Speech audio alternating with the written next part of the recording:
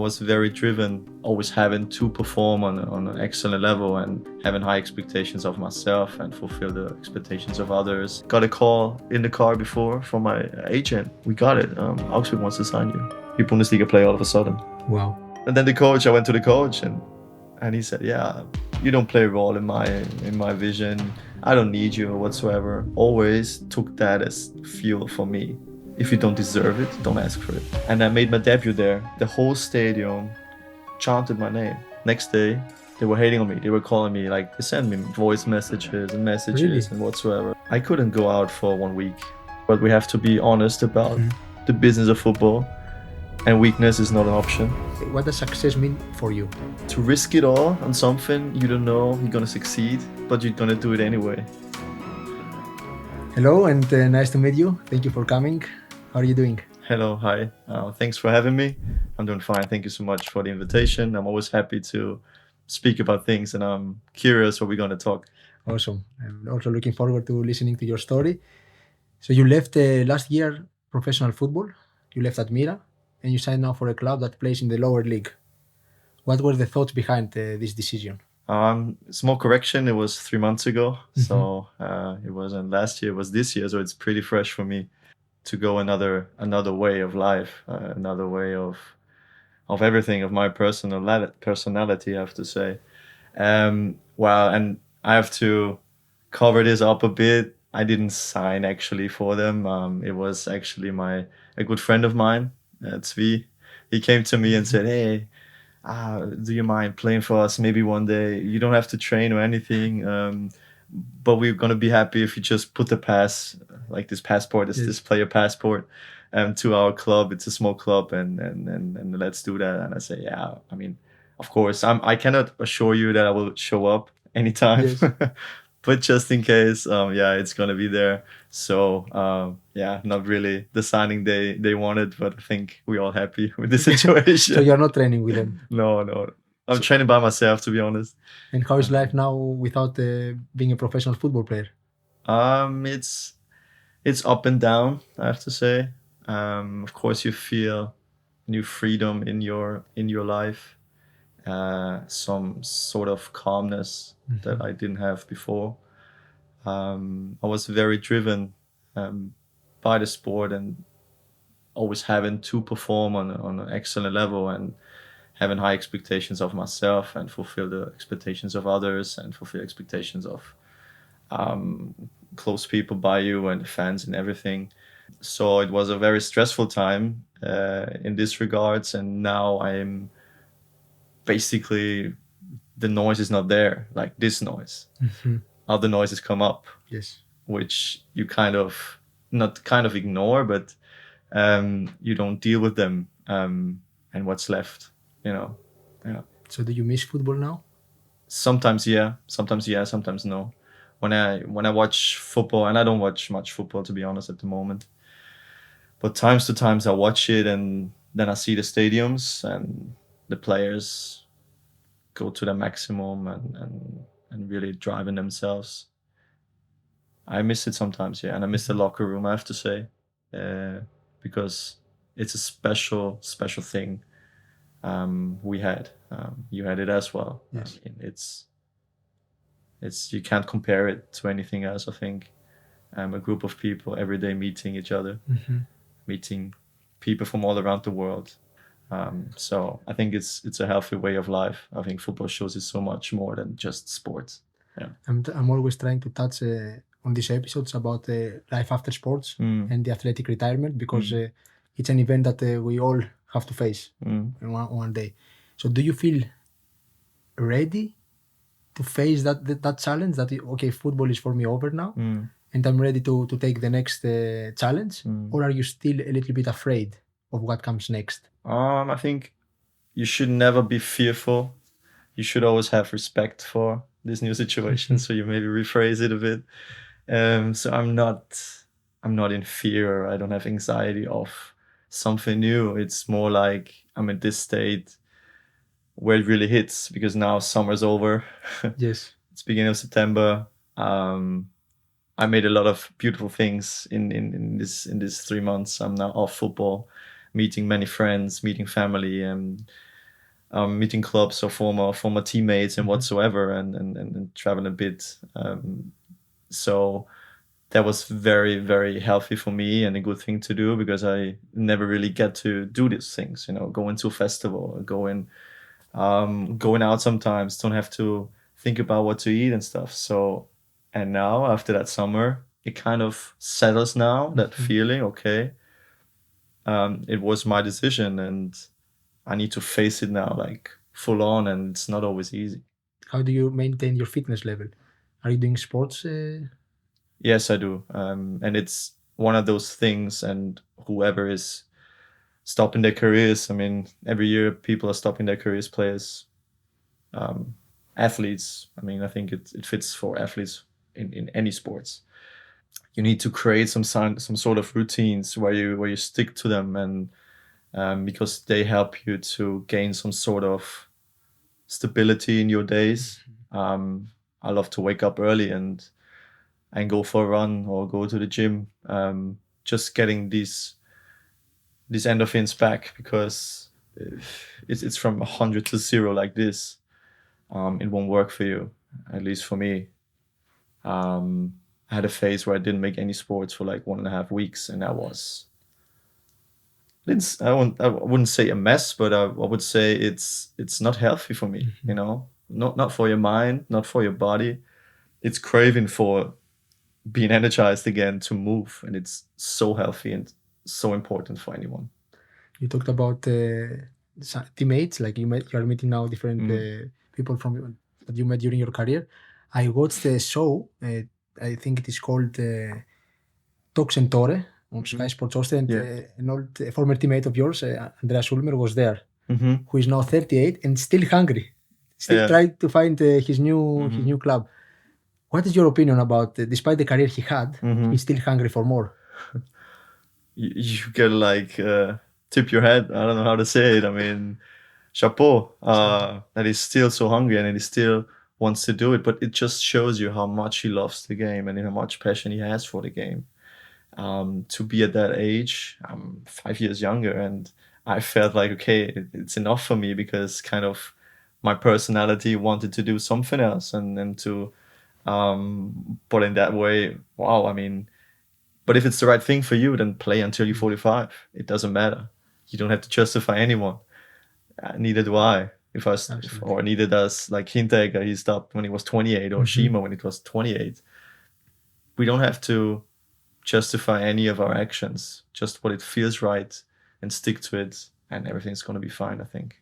That's great. Yeah. Are you ready to take you back in time? Oh yeah, sure. I mean, I had a run today and it was a bit nostalgic. It had heard good music. Okay. I'm an emotional guy.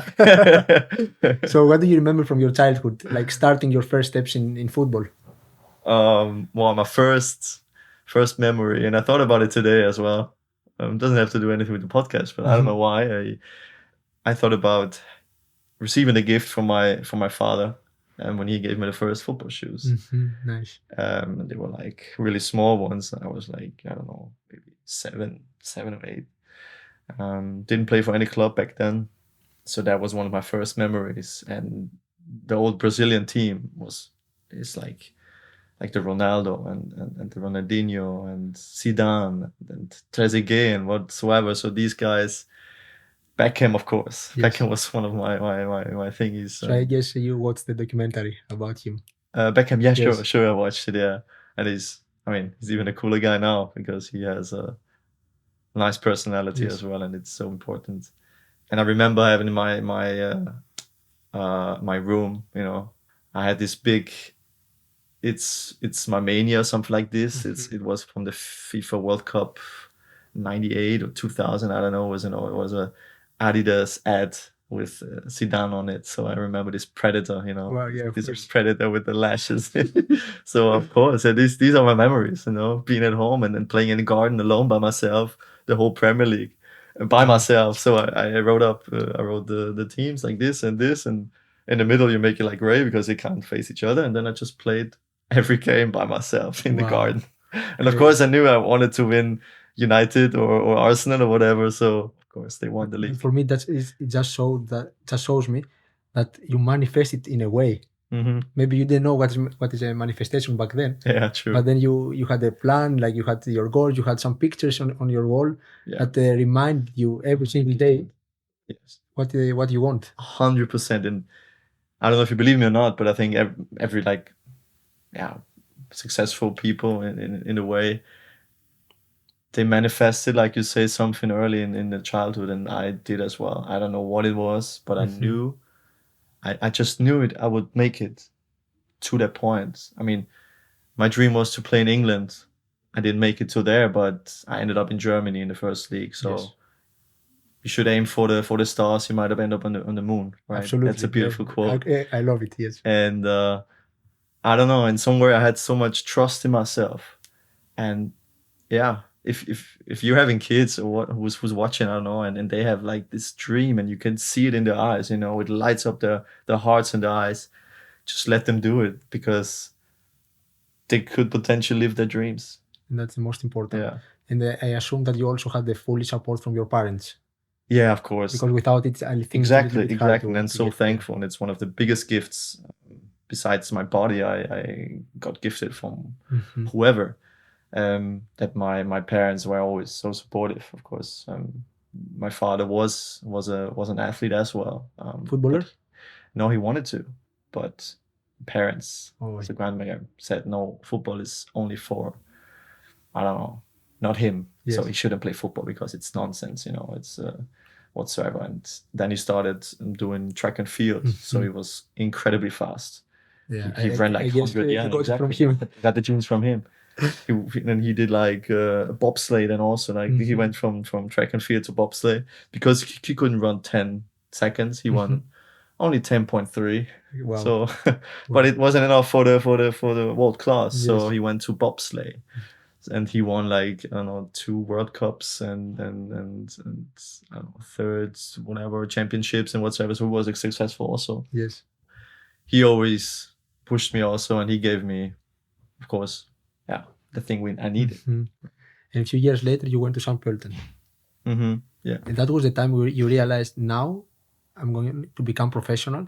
Like I said, it wasn't an option to do a normal school for me. Did you go through a trial there? Huh? Did you go through a trial? Yeah, of course. I had to go to trials, several trials. I went to Austria, they didn't want me. Rapid, they didn't want me. Salzburg, they didn't want me. St. Pölten, I was the best on the trials. Okay. So I was like, okay. And they want me to have there. So they said, hey, come on.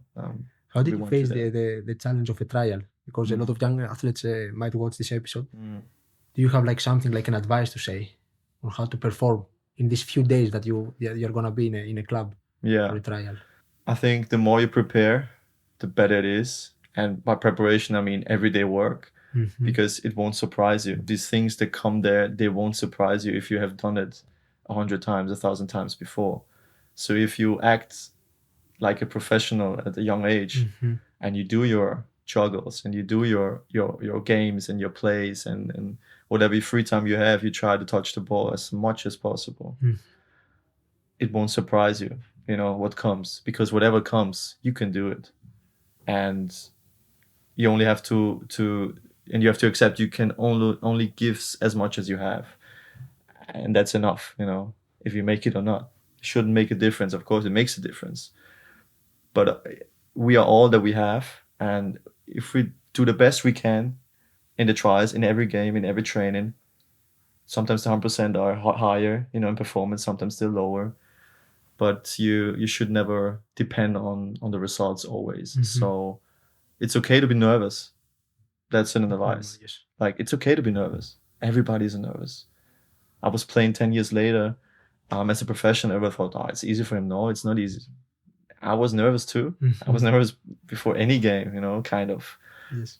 Sometimes more, sometimes less. So that's only human. That's part of the game. And even if you don't make it, there are other ways you can make it. It doesn't matter. Absolutely. It really, really does not matter. It doesn't define your future, because it's a date where they assume everybody should be in this condition, but everyone has their own development, only personal. Yes. And your body develops different. There were guys, I was very small. Like, I wasn't tall. So there were guys that were taller than me. And of course they performed better in other ways than I did. But that's life, and that's okay. So that's what we And after you played for St. Pölten, and then that helped you catch attention from bigger clubs, and you moved to Salzburg for Red Bull Juniors. Yes. It is funny because I was preparing for this interview and I saw that you played with some ex-colleagues of mine, Laina. I'm reading. Yes, I don't want to forget someone because when I went to Liefering, they were still there.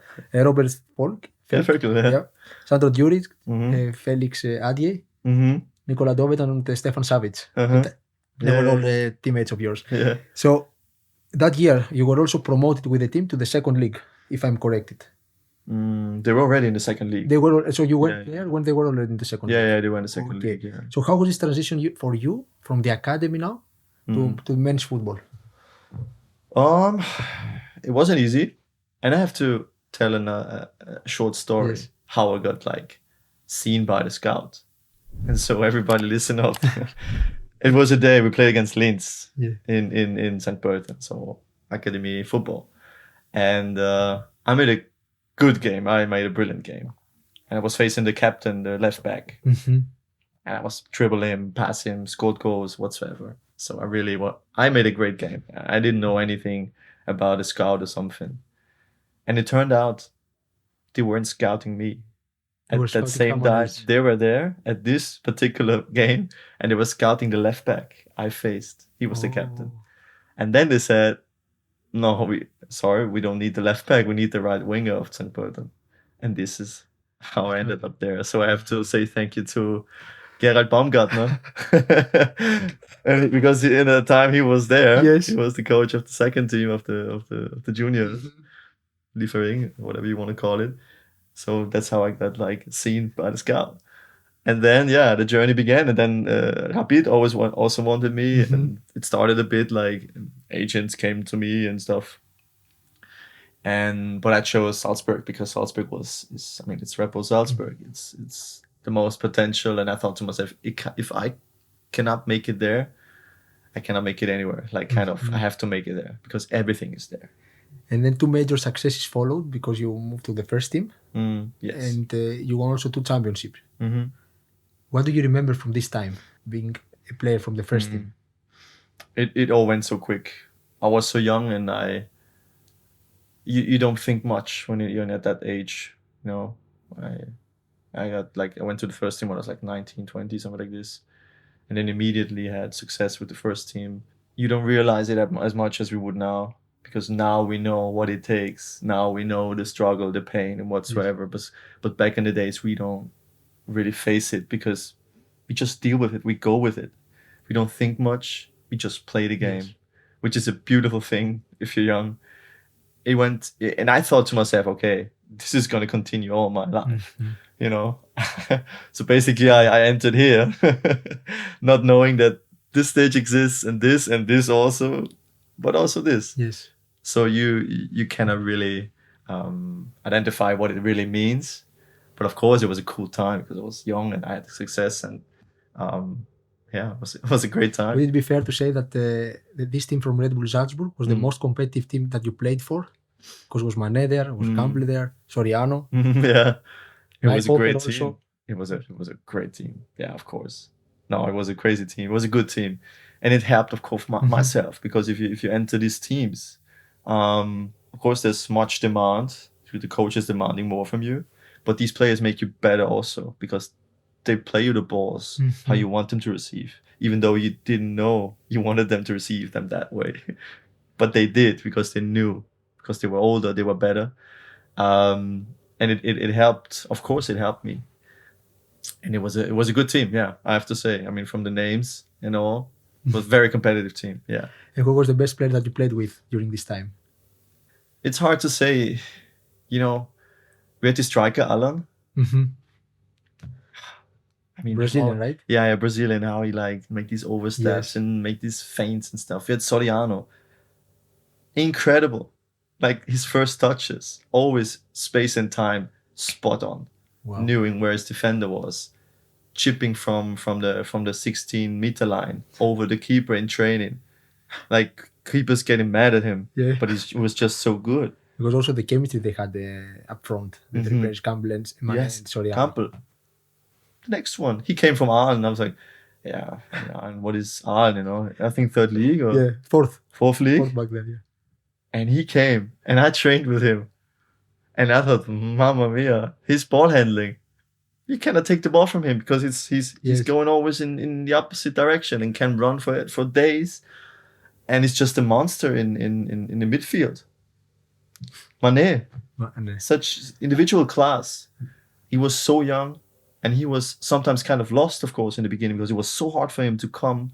He went from France to here, and it wasn't easy for him. And you could tell. German, exactly, he couldn't speak the language, and the sweetest guy ever. Yeah, so talented, you know. I got there was a friendly game between Red Bull Salzburg and against Bayern Munich. Red Bull Salzburg won 3-0. True. And it was Boateng on the right side. I was also in the stadium. I was watching the game. True. And they put Boateng on the right side. Mané was he destroyed him. He destroyed him. Yeah. You have to imagine, like Boateng was also like pretty much high level, and then you come Mané from Salzburg. Everybody was like, It was exactly that winter when I moved to Leipzig. Yeah, I because remember. I didn't play this game, unfortunately, but I remember this game perfectly. And then you moved to Red Bull Leipzig, and the club was in the third league. Yeah, true. So was it for you like a step back? It seemed to be, because we were Salzburg, and like I say, with all these players and this competitive team, we had a great coach. We had Roger Schmidt there. I mean, he's such a strong personality, such a strong leader. I really admire him for how he leads the teams and how he led us, because he gave everyone the feeling that he wants to make them better, and I think he genuinely wanted to make everybody better. Even sometimes it was hard. He was hard on you. It wasn't easy, but he made me also a better player. But in that time, we were playing EuroLeague also, and I had EuroLeague, won the championships like you said, and then I went to RB Leipzig in the third league, which seemed to be a step back, of course. But you don't realize how strong the third league in Germany is and how strong RB Leipzig already was. I mean, they were set up to be what they are today. Yeah, I know. This vision kind of convinced me to go there, because they said, hey, come on, these guys, they go to the second league. And they did, and we did. And that was the plan, because when I went there in summer, they told me exactly the plan. So they wanted to go to the third league directly, and then stay 2 years in the second league, and then go directly to the first. Yeah. Or I think third league, second league, and then directly to the Champions League. So how was this transition for you? Like, you started playing, Yusuf Paulsen was there, Joshua Kimmich, Daniel Fran, Coltorti, Bastian Schulz was there or not? No, not anymore. Not anymore. Thiago Rockenbach? Yeah, Thiago, he was also going. Exactly. Not really there anymore. Some sort of. But I know. That guy, yeah. So Tim Sebastian, yes. Marvin Comper. Yeah. Marvin Comper. Anthony Jung. Anthony, of course. Yes. Yeah. Yuri Yud was also there, or he left the club? I'm not sure about him. Okay. I think he left. So how was it for you, promoting now to the second league, and your time in general in Leipzig? Crazy time. And these two promotions, from the third to the second, and from the second to the Bundesliga, were just special days, as they are always. It's like winning the title. It's such a beautiful memory. I don't want to miss. And like you said, we had such an amazing team there. Incredible. Like, and we forgot many players. We got Forsberg. Yeah, we have Emil Forsberg. We have Diego Demme there. Yes. We have, like you said, Kimmich there. Orban, Halstenberg, Gulaschi. I mean, they were all crazy good, you know. Massimo Bruno was also there. Terence, Klostermann. So basically, you had a second league team, which was also already a Bundesliga team. And when we moved out from the containers into the training grounds, it really showed. And what I really admire about Red Bull is how they trusted individuals, leaders, to take that responsibility of. Of course, there's a lot of money, but many clubs in this world have a lot of money. But the problem is the owners, they want to decide everything. And Red Bull, I have the feeling, or it was always like that. They say, hey, I have the money, I have this vision. I want to make the best out of it. I want to to give everybody wings. Mm-hmm. You know, that was the slogan. Yes. And it's more than just success. If you think deeper about that slogan, it's much more about success. It's a greater message here. But what I was only going to say is, these leaders, these guys with money, Didi Mateschitz. Yes. He said, hey, I have this money. I want to make best of it. I need the best people. So he got Helmut Groß, Rangnick, and they changed the game. Yes. It was like this. If you have these sort of people, and if they can evolve in this environment and really do what they can do best, you can be successful. And that's what happened. And they used the resources in the perfect way. You have to say. It's like this. It's only a matter of how you use your resources. And Ralf Rangnick was also your coach. Also, yeah. He was sporting director in Salzburg back in the days. In Salzburg and in Leipzig at the same time. Exactly, yeah, true. And then he made coach also. Mm-hmm. Yeah. He's a great individual. Yeah, he is. I mean, he sees so much. Was he trying through storytelling to give you a message? Also, always. And he knew what the game was about. He knew the modern football. So he knew all the technical stuff. The things you put on the walls and the thinking and the theoretical stuff. But he was also able to, and that makes every good coaches, I think, to connect with the people, connect with the players, transmit stories, like you say, to create a spirit in a team, create a culture within the club. Yes. He did that. It's very important. It's the most important. To me, it's the most important because you can change trainers, you can change players, but the culture of a club shouldn't be changed. And it's upon some players stay there. They should live these cultures, live the spirit through whoever comes and goes. Yes. You know? Yes. It should stay there. And I think, it was the birth of something great. And the next step now, FC Augsburg. Mm-hmm. That was also your first time that you played in Bundesliga. Yeah. So was it a dream of yours? It was my dream. It was my dream to play in the Germany First League. So I mean, I remember this day like it was yesterday when, and it was such a funny thing again. Sometimes so many coincidences happen.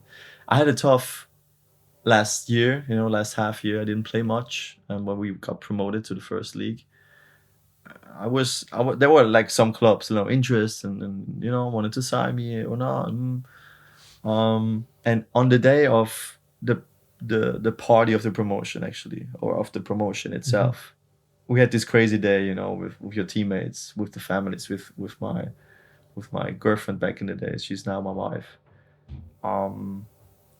It was such a special day already, seeing the joy of the people in the cities, because these are special people in Leipzig, I have to say. And then coming home, walking into the apartment, and got a call in the car before from my agent, and he said, "Hey, we got it. Augsburg wants to sign you." And I went in there and I told my wife, girlfriend, and we were just over the moon, because it was kind of the reward for all the hard work you have when you were starting when you're 6 years old, playing in your garden. And then the next day you just drive there, have the medicine check, and you sign the deal, and you Bundesliga play all of a sudden. Wow.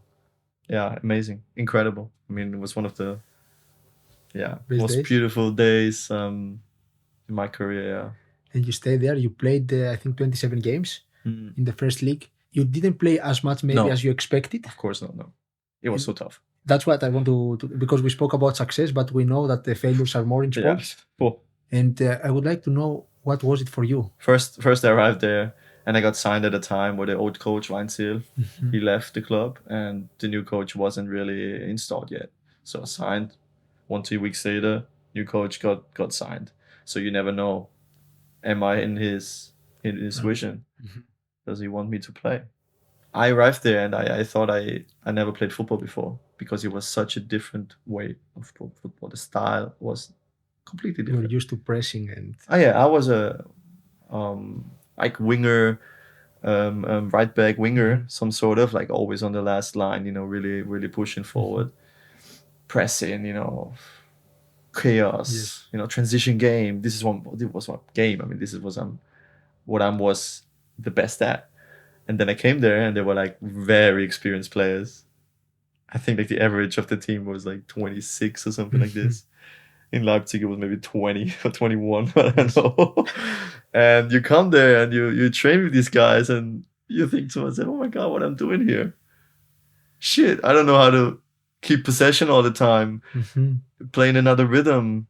It was much more about ball possession, about keeping the ball longer, defensive stability, not pressing much. It was such the football for me in my mind. I was like, what am I gonna do here? But I don't know. And then I went to the coach, and he said, yeah, really play a role here. You can leave as well. You have the best day of your life in a career, maybe. You go there and you get faced like, hey. When did that happen? Like when the coach told you that? Maybe like 1 month. 1 month later? Yeah. Like it was beginning of August or mid of August. I'm like, okay. Whew. Did you start questioning yourself? No, never. And not your never. abilities as a player? No. Even though it was a hard situation? It was a hard situation, but something inside me, I always took these moments or when people told me, hey, you can't do something, or you cannot do it. You don't play a role in my vision. I don't need you whatsoever. Questioning my ability as a player. I always took that as fuel for me. So you wanted to prove them wrong. You know what? We're gonna see who's wrong on this. I don't know what it was, but I always had to fight for me, fight for myself. It was in academy days as well. I was 16. I was like the best guy from the trial and anything, but I was just not ready for whatever. And then they just kind of relegated me to the team who plays only in the region, not in the Bundesliga, but in the regional team. So that was the first time also like this, hey, we don't need you, you go. So I learned that with 15, 16. And I went through that phase, but as well with the same sort of, okay, I'm gonna prove you wrong. And this stuck with me all my life. I don't know. Which is amazing. This is my character, and it never broke me. And it can easily break you. Yeah. Because you should never question yourself. But you only cannot question yourself if you're honest to yourself. If you're not honest to yourself, and you're not pushing yourself, and you're not doing the things you need to do to really ask for it. If you don't deserve it, don't ask for it. It's not that easy to say, I just did it and it didn't break me. There's so much behind it that put me to that place, I think, from my past. And as a character, it was always fuel for me. So I proved them young because I made my debut in the Allianz Arena, in the DFB Pokal. 80,000 Allianz Arena. Crazy. Played against Coman, Bernardo, Thiago, whatsoever. Hummels, Boateng. And crazy. This was my first start debut. Wow. As a player for Augsburg. And I made my debut actually away in Leipzig. And I think you scored. I didn't score, but there was something special. Yeah. And this is also like a crazy, crazy story and such a beautiful thing. And I stated before how beautiful the people are there. They were kind to me. I was kind to them always. And I think they appreciated just the person I was. They loved the player, but they loved the person more. Even I was there only like 2.5 years. People think like, hey, how can you identify yourself with this city and with this club? But I'm going to tell you, it's like if you meet the right person and be together with them 1 year. Yeah, And you have the not wrong person, but you meet them 4 years and you meet them 5 years ago and have a relationship with them. And this 1 year goes like this, and you get the connection and the depth and everything. It's the same with cities and clubs. I had made the connection, such a deep connection to them. And I made my debut there. I got subbed in 60 minutes or something like this. And the whole stadium chanted my name. Wow. He was putting up my number. And all of a sudden I realized, Georg, he's coming home, he's home. And the whole stadium were like 42,000. They were like chanting and clapping. Everybody was going like for my team, like what's going on here, Why are they clapping for the opponent? Yes. And then after the game, they called me to say goodbye to them because it wasn't sure that I would stay or would I leave. So I never really had that farewell moment in front of the fans. So they called me over, and they were like my teammates and like people who really like we talked about before, the players, and I have friendships with them still. And then I just say thank you, okay, and the chanting, and they say thank you, and I was just wishing them all the best, and they wishing me all the best, and then I turned back home and drove home. Beautiful moment, incredible. And then next day, the fans of Augsburg, there was a small group of them, they were just hating on me. They were hating on me. They were calling me, like, they sent me voice messages and messages and whatsoever. I said, yeah, you should never show up again, and we don't want you at the club. And it even got so far that at home games in Augsburg, they put up banners like, we should kick him out, like Teigl raus. No. Winter break. Use the winter break. We have to put Teigl away. We have to put him out. He's not one of us. How did you deal with that? Yeah, that was crazy.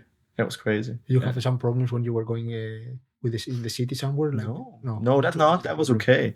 But inside the stadium, and it reaches you through social, and not having the reaction of the club officials like you wish you had, because they should immediately protect me. They did, but they waited some time, and it was a tough moment as well. So there's so many stories in football for me that I had to endure. But I made it out alive on the other end, and at the end, they still appreciated me, most of them. So yeah, I mean, what can you do? Nothing. Some fans and some, they don't see the big picture, and then they see. They also don't know. No, they don't know, and they only crucify Red Bull. You know, whatever comes from Red Bull, they don't like. And I was from Red Bull, so. It was also back then. Exactly. But I guess now they're a bit maybe better than they used to be. But there are always people that no matter what you do, you cannot please them. Exactly. And there are some still there, maybe. I don't know. I hope not, but that's life, and that's what you learn through the lessons. And that also happens also in football, unfortunately. Yeah. So you stayed a few years in Germany. You also played for Braunschweig. Yeah, true. And then you moved back home to Vienna for Austria Vienna. What was your best memory during your time in Austria Vienna? You really want to skip the Braunschweig episode? No, you can go for it if you want to. Another terrible one. Go ahead. I mean, I had tough time in Augsburg as well. I mean, I have so many stories. I should write a book, I think. For sure. A book about how to deal with failure. Yes. Not call it failure, but things blowing in your wind, in your face. I mean, wind blowing in your face. I was just half a year in Braunschweig to gain minutes. Yes. Which I managed to do, but it was a tough situation, and I didn't realize. The year before, they almost got promoted. They were like in the playoff for the Bundesliga. So I went, hey, great, this coach, he really wants me, and he wanted me years back then also, Lieberknecht. But I arrived there and I realized, okay, this team is not really functioning the way it should.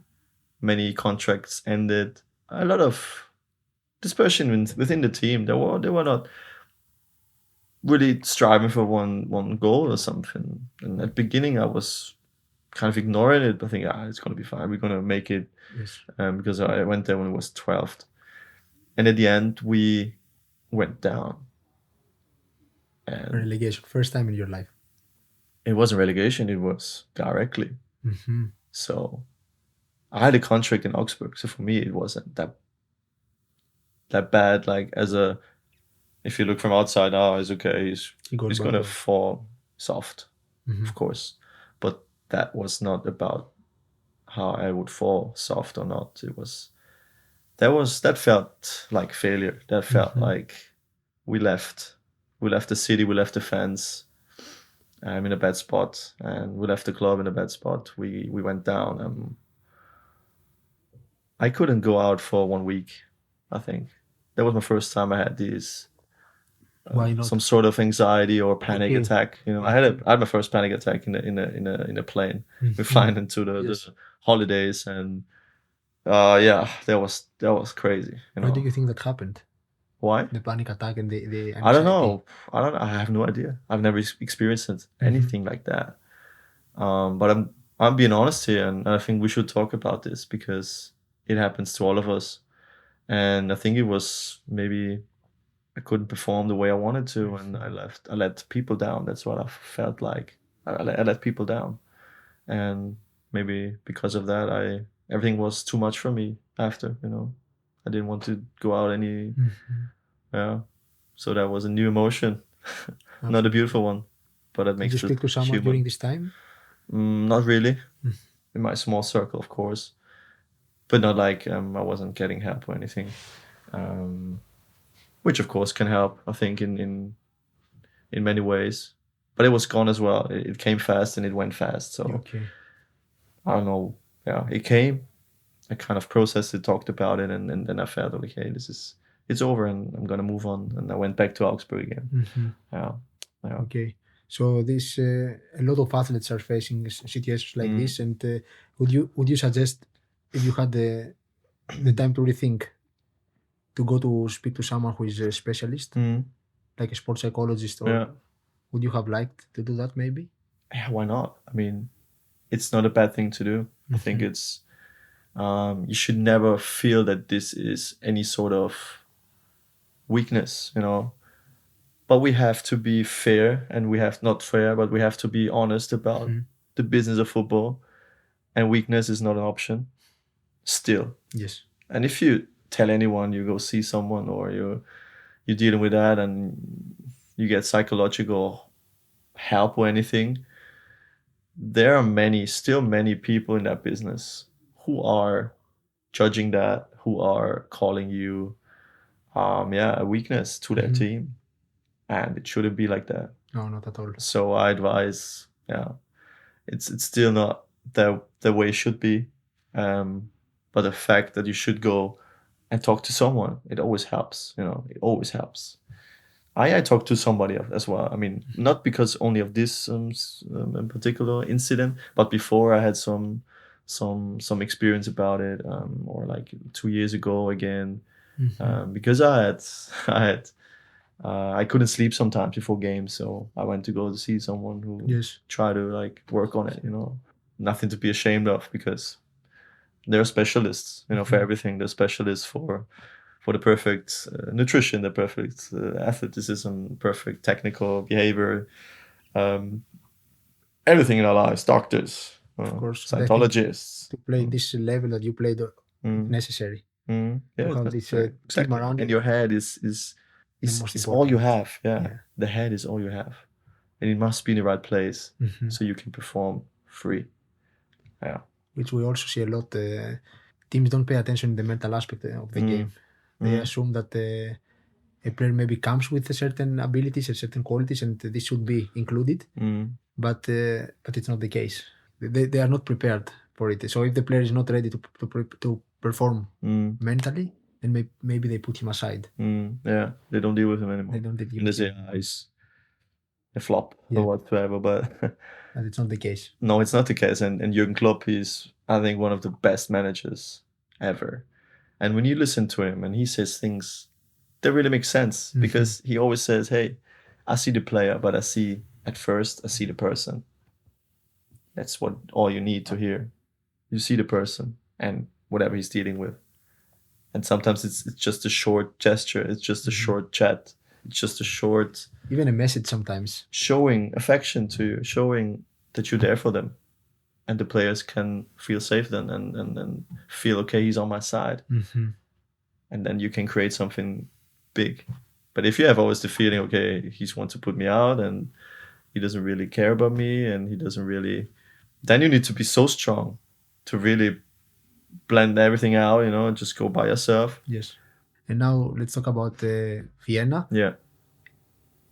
After the time in Germany, which was also good, but you were also having some challenges. You came to Vienna as a step, like to something like a new chapter, like you wanted this change to happen. That was the case. Yeah, it was. That yeah. Because and also I wouldn't do anything different. And I don't have regret on anything. Okay. I would do it the same way again. And maybe tell myself, okay, not to be hard on myself sometimes, or because what was actually one of the most important lessons in my life was to speak up for myself and to be proud of myself to what I am. And I did that with having confidence, going up to coaches, going up to sporting directors, and asking them, hey, how's it going? Why am I not playing? Or what do you want me to be better at? Or what? Or searching just for some sort of confrontation, searching for dialogue. It makes you grow so much. So if you're a player and you're not happy or whatsoever, the door is over there. Knock on the door. That's a just great advice. ask. A lot of athletes who were here, they were not going to speak to the coach. And I think that is also something difficult because they assume they don't play and they assume something different, maybe than the reality. And I think it's always good at least to go and reach out to the coach and say and listen to what he has to say. Exactly. Maybe it's not always right, but at least you know where he stands. Exactly. And I think it doesn't, and it's not the most important thing about it. I think it doesn't even change the fact that it's good to do it, just to feel better as a player. Because if you come up to the coach and ask him, hey, I'm not happy with my minutes, and what should I change? What should I do better? And if he doesn't have a genuine or a good answer on that, and just like putting you away with some quotes of or whatever, like at the moment it's hard for you, kind of. Then okay, you kind of know where he's at. But if you meet a coach who really gives you maybe a good tip or something, then you go out and there, okay, I'm gonna work on it, even if it's not honest or not. But still, the confrontation with some sort of your boss or something, it's like this. He's your boss.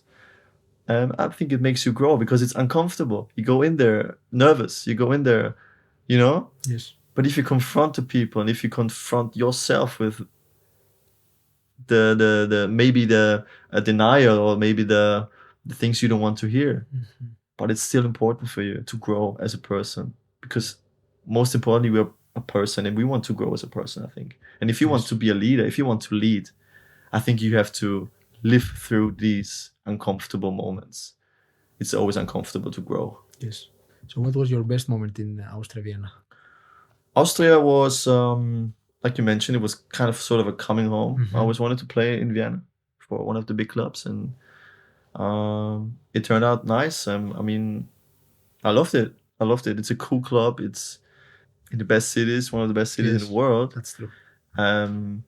Again, it wasn't an easy moment when I came at the club. The financial problems and with everything, but I was part of how they created something, some good connection with the fans, with the group. That was beautiful to see. It was nice coming home, to be honest. What do you think they need to get back on top? What kind of change? Stability. Financial stability? Yeah, financial, but more. They need to create a spirit. The winning mentality? They need to create a spirit, but maybe within also the management team. There's not only the team that performs on the field. You need the management team also to be on the same page always. And sometimes you have the feeling from outside they are fighting each other. A lot of internals come out. Yes.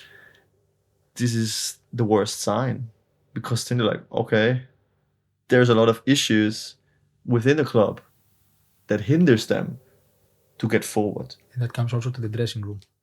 Sometimes yes, because everybody notices it, and also the players know it.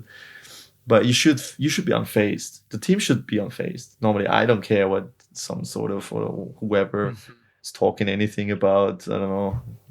Yeah. I don't care. I couldn't be bothered less. I couldn't care less, to be honest. But they need to find a way to deal with each other in a good way, and to find a way that is good for the club. That is good for the club, to put the club first always. Always. Never ego first, always club first. Only if everybody works on the same page and everybody's on the same page and everyone wants the club to succeed, only then I think they can get on top again. And what was your worst moment? At Austria? I got injured one time. I had a head injury. a really bad one. Back then, Yeah, it was the 2022. That was a strange moment because I kind of could have, I don't know, had something more severe, and it turned out I was very lucky to not having any impact on my normal life, after. And it took a long time to recover from it because the head injuries, I had a broken skull, an open broke skull here, another one here. So the cheekbone and the jawbone was broken as well. Did you remember how it happened? Or you have a loss of memory? I have a loss of memory about this. First thing was I was inside and everything was very dark and silent. But I couldn't tell you what. I thought it was September. It was February. I had no idea how many goals there were. Like, how was the stand? I had my phone in my hand and I asked for my phone 4 or 5 times and they said, "Hey, it's here," So it was very severe, and we didn't know what it was at first, So we went to the hospital, and thankfully everything was kind of okay. It wasn't okay, but it was broken in a fine way. So it's gonna heal. I just need time. And after that, I had to learn again a bit. I couldn't watch anything. I couldn't take my phone. I couldn't drive my car. So I was... How long? For like 6 weeks, I think. I wasn't allowed to do any sports, nothing. Only walking a bit, maybe. So I spent a lot of time with my wife. So that was beautiful on that side. Because she was there for me, like she always was. But it was a special time for us also. Yeah. Wow. A bad time, but also a good time because I was so lucky. So it wasn't a bad time. It was, again, another experience of the story of my life. And the way back wasn't easy. It wasn't. It was. Made you the person you are today. Also, that was also contributed a little bit to the person you are today. Also, this injury. Everything. Everything. Always be humble. Always show humility. Always thank for that life. And if you have a hard time and if you struggle, and I'm struggling right now. I'm honest. I'm not sure what I'm gonna do next. With this. So I remember myself. I wake up and I thank. And I really mean it. And I thank for 3 things. A person in my life who wants the best for me. I thank that I can breathe now. I can see. That's the most important. I thank for our house. Thank for the sun, whatever it is. But if you break it down to these simple things that actually are the biggest things in our lives, day after day, you're going to feel better. Guaranteed. Yes. So write it down. Best is write it down. Yes, absolutely. Yeah. And so now I want to ask you something else. You had all this career. You played professional. You changed clubs. You had all this attention. Yeah. Now that you don't have it, do you miss it? The attention, the not attention. the adrenaline. The attention. Newspapers, journalists, social media comments, all these kind of things. I don't know. Maybe now you have to wait to go inside a club. True. Yeah. True. For example, but back then you didn't have to. Yeah, true. Yeah, I mean, sometimes you feel like, okay, when I was a player, that was easier. Was easier. You get the perfect table in the restaurant, or you get this deal easier. You get this car, you get all these things that make life easier, or I don't say comfortable, more comfortable. Of course, you like it if there's attention on you, but hey, it's okay. It's really okay. Then. It wasn't like this for me, going from 100 attention to 0 attention. It was a decrease kind of. And it was a smooth transition. Yeah, it was a smooth transition. It wasn't like, and I'm far off a narcissist or anything, It's not big in with me. I'm not jealous or anything about anyone. Yes. I'm not greedy.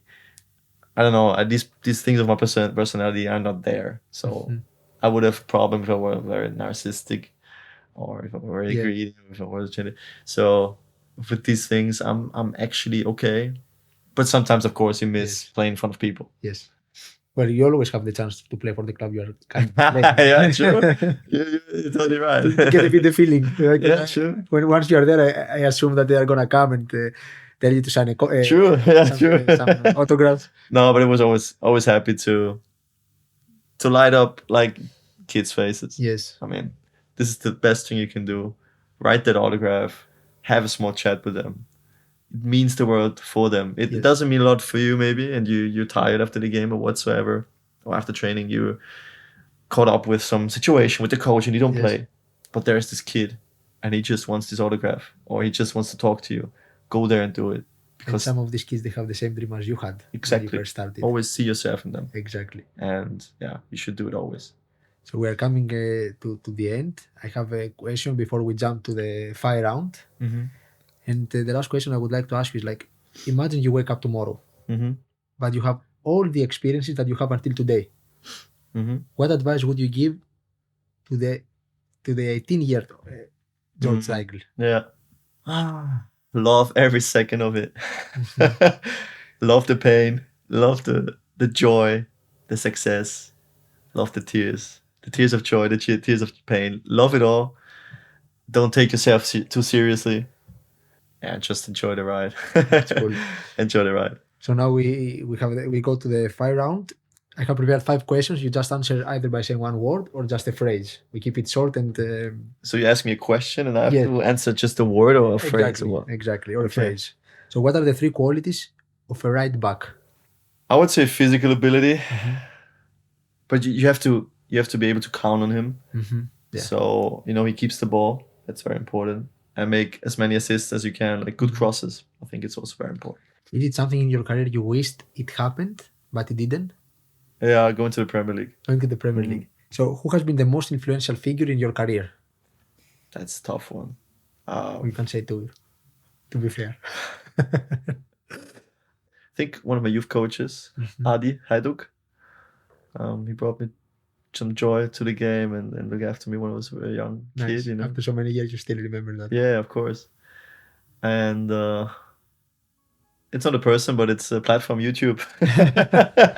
Because there I watched the Cristiano Ronaldo, the Thierry Henry. You had all this mentor. Exactly. That's the power of internet. True. So what does success mean for you? Success? To risk it all on something you don't know you're gonna succeed, but you're gonna do it anyway. I think that's success. That's a cool one. And who do you consider the best Austrian football player?